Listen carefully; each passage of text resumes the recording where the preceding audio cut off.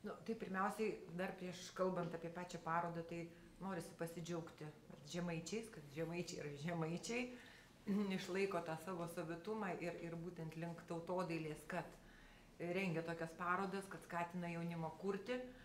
Na, o jeigu kalbant apie pačią parodą, tai tas krinta pirmiausiai akis margumas ir tapybos gausa. Tapyba, na, galbūt ne visi mokytojai suprato užduotis ir už tai kai kurie darbai neturi nieko bendra su tautodailė, bet ką galima pasidžiaugti, kad yra tikrai nemažai darbų, kurie tikrai aiškiai rodo tą tradicijos tęstinumą ir tai, kas ypač būdinga Žemaitijai, tai va ta jų tokia kresnų proporcijų skulptūra. Ir labai norisi paminėti būtent mokytojai Viktorą Raibužį, nes visa tai, ką mes matom mokinių kūryboje, tai yra ir mokytojų, daugiausiai mokytojų dėka, nes kaip mokytojas veda, kokią kryptį parodo, taip tie vaikai ir eina. Ir būtent štai va to mokytojo Raibužio mokiniai, kurie ne vienos mokyklos, o net 3, iš tikrųjų, matosi, kad tikrai žinoma kryptis aiški, tai yra tradicija, tas žemaitiškasis paveldas ir skulptūros, kaukės, ir netgi labai džiugu, kad jau prasideda atgimimas ir tų senųjų mūsų žaislų mechaninių, kurie galbūt tikrai dar atras savo nišą. Na, o dar kalbant apie tai, kad pasigedau tekstilės, ir čia, kaip minėjo, tikrai audėjų yra ir neaišku, kodėl jie čia nedalyvauja.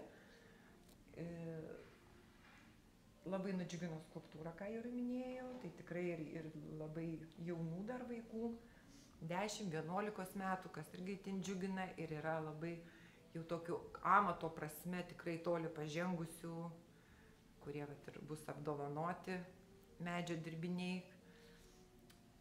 Na, o apie tapybą, ką galima būtų pasakyti, tai, kad, aiškiai matom, kad jaunimą labai veikia ta šiuolaikinė pop kultūra masinė, kad nemažai, ne tik tai, kad motyvai labai skiriasi, bet ir pati tapybos maniera ir spalvinis sprendimas neturi nieko bendro su mūsų kultūra, o yra tik tai pavieniai darbai, kurie daugiausiai, aišku, tematika siejasi, sakysim, mitologinė, ar kažkokia paprotinė, ar vaizduojant lietuvaitę, ar bandant įkomponuoti mūsų tautinius raštus,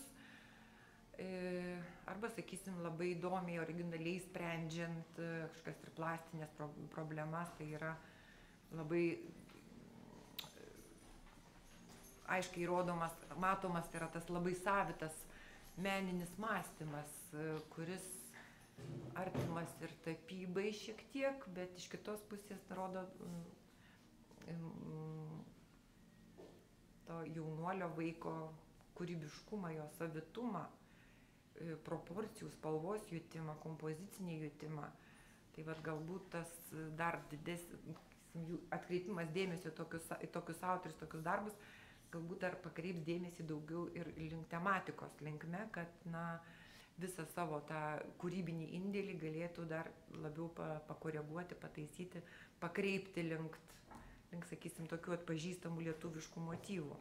Na, kita vertus, tapyba lietuvių yra dar ir problema tame tautodailėje, kad senoji tapyba tai buvo visa religinio turinio, o dabar mes to nematome. Tai vėlgi tada tie kriterijai gana gaunasi išplaukia, nes reikia tada vertinti pagal tą mūsų tokią lietuviškos mokyklos, lietuviško mentaliteto atspindį arba, sakau, per motyvus pačius, per tematiką. Ar tokie konkursai svarbus visai etnokultūrai, valstybiniu mastu, Lietuvos mastu? Be kalbos svarbus. Pirmiausia, todėl, kad ugdo jaunąją kartą. Nes tautodailė yra, kaip sakyt, tradicija persikėlus iš kaimo, kur buvo natūrali aplinka, į miestą, jinai pradedama suvokti vėlgi kitaip. Ir ypatingai kada kryptingai, ir štai per tokias parodas, per apdovanojimus tų kūrėjų čia ir tiek vaikams skiriama, tiek ir profesionaliai dailiai, per tos apdovanojimus tada visi kiti pamato, kas iš tikrųjų yra ta tautodailė. Kas tai turi būti. Kad tai nėra šiaip mėgėjas, kuris kažką tai kūrybiškai save realizuoja, o tai turi būti, jeigu taip tiesiai šviesiai sakant, tai turi būti atskiriamas lietuviškumas, kad tai yra lietuviška. O jau po to prasideda detalės, kur, kas, kaip ir toliau.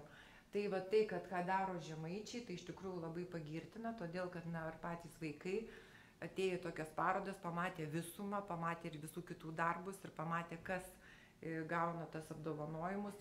Po truputėlį, jeigu tai neperdoda mokytojai, neperdoda artima aplinka, jie tada tokiu būdu pamato, kas yra iš tikrųjų ta tautodailė.